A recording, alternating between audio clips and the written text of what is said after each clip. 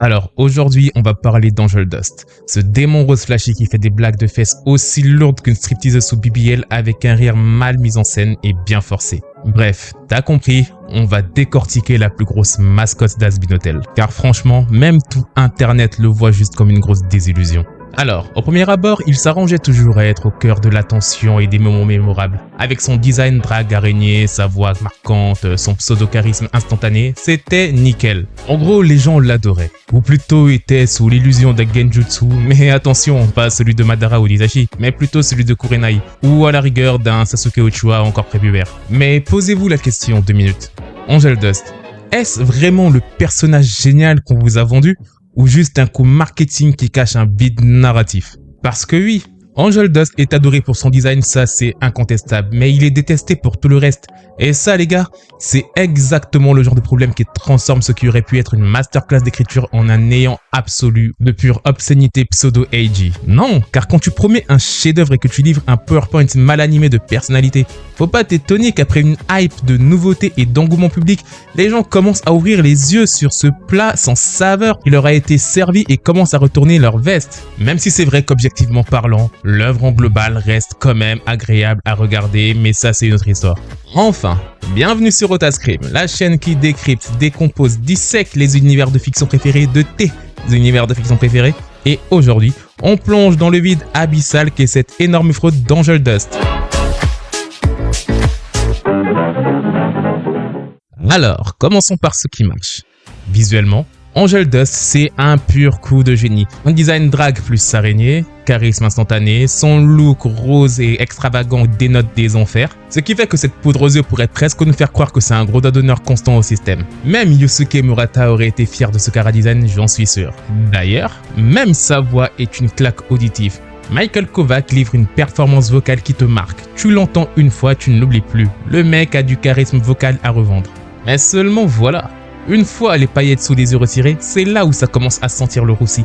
C'est quand tu passes d'un packaging à une substance narrativement creuse. Parce que dès les premiers épisodes, son rôle est complètement en retrait. Il est plus utilisé comme paillasson scénaristique et élément graphique que comme moteur narratif réel et pertinent. C'est un peu comme si Vivzy Pop avait créé la plus belle voiture de sport du monde et qu'elle l'utilisait comme décoration pour son jardin. C'est totalement absurde. Angel Dust devient une mascotte vide et sans profondeur réelle. Enfin, sauf celle d'être le vide-boule d'un papillon de nuit sous coque. Tout ceci au détriment d'un protagoniste pertinent permettant l'avancement du récit. Et ça c'est dramatique pour un personnage qui nous avait été vendu comme étant la définition pure de l'autodérision et de la confiance en soi. Enfin, confiance en soi camouflée par une certaine addiction à la coke quand même. En gros, un personnage flashy mais passif. Aucune véritable décision qui l'incarne comme acteur principal de sa propre histoire. Même sa pseudo-rédemption lui a été soufflée dans les oreilles. Là, tu dois sûrement te dire, ok d'accord, c'est son avis subjectif, Aramis, il est aigri en fait. Sauf que non, l'internet entier est d'accord avec moi sur ce point-là. Et c'est pas beau à voir. Le mec est aussi chargé en décisions scénaristiques douteuses qu'un bodybuilder sur stéroïdes et c'est hallucinant. Il est trop stéréotypé. Sur Pinterest, les fans critiquent ouvertement son caractère horny gay sex worker et soulignent que ses traits de personnalité s'empilent sans construction claire. C'est pas moi qui le dis, c'est le fandom lui-même qui commence à tiquer. Et là, sans parler du traitement superficiel de son trauma. Son passé d'exploitation, d'addiction, de violence familiale est évoqué mais jamais pleinement traité. Et ça c'est un réel problème car ça crée une dissonance entre la gravité du sujet et le ton trash edgy de la série. Même le magazine Medium a publié des analyses entières là-dessus disant qu'Angel Dust n'était qu'une représentation fictive pour des gamins en manque de reconnaissance. Manque de reconnaissance et manque d'approbation d'ailleurs. Et sur Reddit, c'est pire. Bon, en même temps Reddit c'est comme Twitter, c'est vraiment le démon. C'est vraiment l'antre du démon, mais certains fans trouvent le personnage désagréable à supporter. L'incohérence entre le comique et la compassion est mal gérée. Ça crée un fandom complètement clivé en fait. Ce qui fait que d'un côté t'as les béni-oui qui défendent tout et n'importe quoi et de l'autre t'as ceux qui ont encore assez de lucidité pour ne pas tomber dans ce wokisme à outrance et qui savent encore reconnaître une incohérence ostentatoire quand ils en voient une. Donc, pourquoi ça ne marche pas? C'est super simple. Angel Dust souffre du syndrome du personnage inachevé. C'est vrai que la dramatisme est abordé, drogue, prostitution, violence, mais c'est traité trop vite, c'est dans le décor. Ce n'est pas dans la ligne directrice du récit. Or, c'est par sa rédemption que Charlie doit convaincre les instances célestes que l'hôtel est utile. En fait, ça ressemble un peu à comme si Vivzipop avait fait une checklist des traumatismes à cocher plutôt qu'une vraie volonté d'explorer ces thèmes en profondeur. Et puis, il y a ce conflit tonal permanent. Comédie outrée plus trauma non résolu, vous étonnez pas que ça crée une discordance et une dissonance totale émotionnelle du public. Et tu peux pas faire des blagues de Huck pendant 10 minutes et ensuite demander à ton spectateur d'être ému par ta souffrance. Enfin si, tu peux, mais il faut savoir respecter le ton, il faut savoir doser. Comme on dit, c'est une question de dosage en fait. Prenons le cas de Ted Lasso par exemple. Bien que dans un registre totalement différent, le personnage de Ted est une sorte de Ned Flanders quasiment insupportable à certains égards, enchaînant blague sur blague sur blague. Mais sa fragilité narrative est tellement bien introduite que sur les moments où on demande au public de décrocher une malheureuse larme, ça marche. Angel Dust est censé être au centre de l'intrigue de rédemption de Charlie, mais dans les faits, il passe son temps à faire des vannes et à être un prétexte narratif. Il subit plus qu'il n'agit, et ça, pour l'un des personnages principaux, c'est une mort artistique. Et vous voulez qu'on en parle de sa relation avec Valentino? Bon ok, vas-y, on va en parler un petit peu quand même. Bon là, on va toucher au summum, que dis-je même, au summum plus de l'incohérence. D'un côté, tu as une relation d'emprise toxique ultra grave, manipulation, drogue, exploitation S, violence psychologique.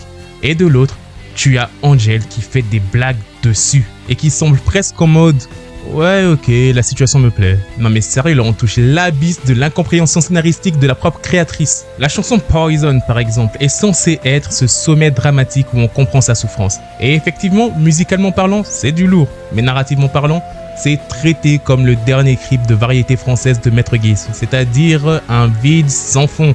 Joli à regarder, mais qui laisse un goût bizarre dans la bouche. Et sans mauvais jeu de mots, si tu vois ce que je veux dire. Non, le problème dans tout ça, c'est que Vivzipop veut le beurre et l'argent du beurre.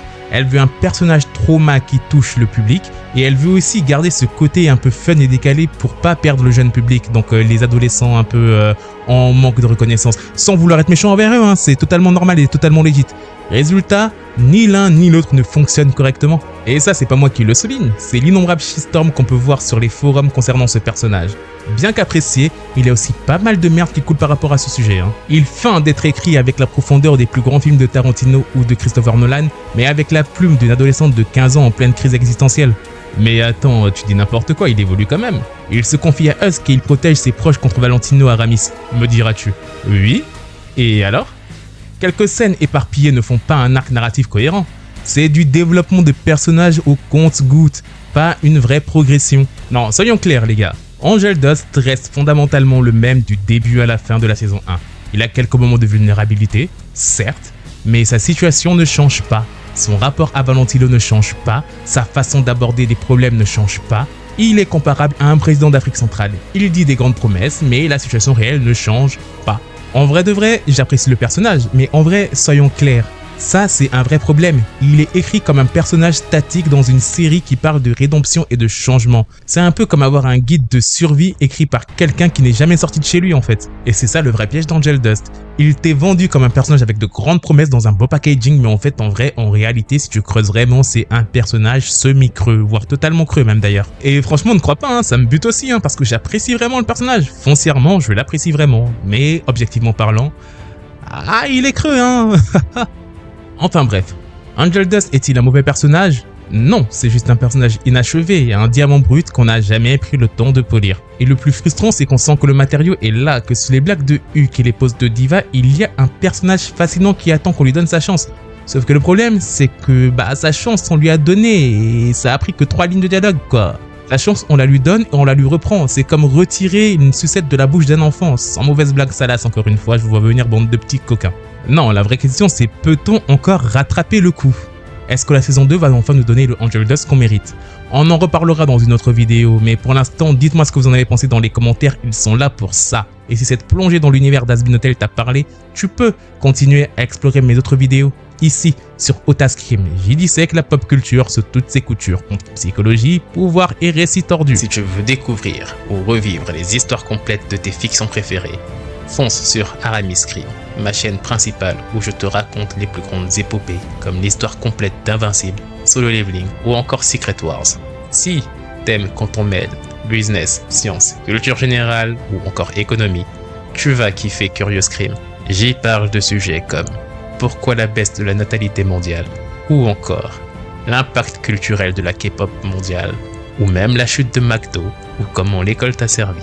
Et si tu veux juste chiller, viens faire un tour sur ma chaîne de gaming, Gaming Scream, où il y aura du League of Legends, ou de l'Albion Online, et quelques petites pépites bien placées. Pense aussi à me suivre sur TikTok, Instagram et bientôt Twitch. Tous les liens sont dans la description de cette vidéo ou sur la page d'accueil de ma chaîne. Dis-moi ce que t'as pensé de cette vidéo dans les commentaires. Je les lis tous et j'y réponds à tous car je suis ouvert au débat. Et si t'as kiffé, like, abonne-toi et surtout partage. C'est toujours bon pour le référencement. Et nous, on se retrouve à la prochaine vidéo.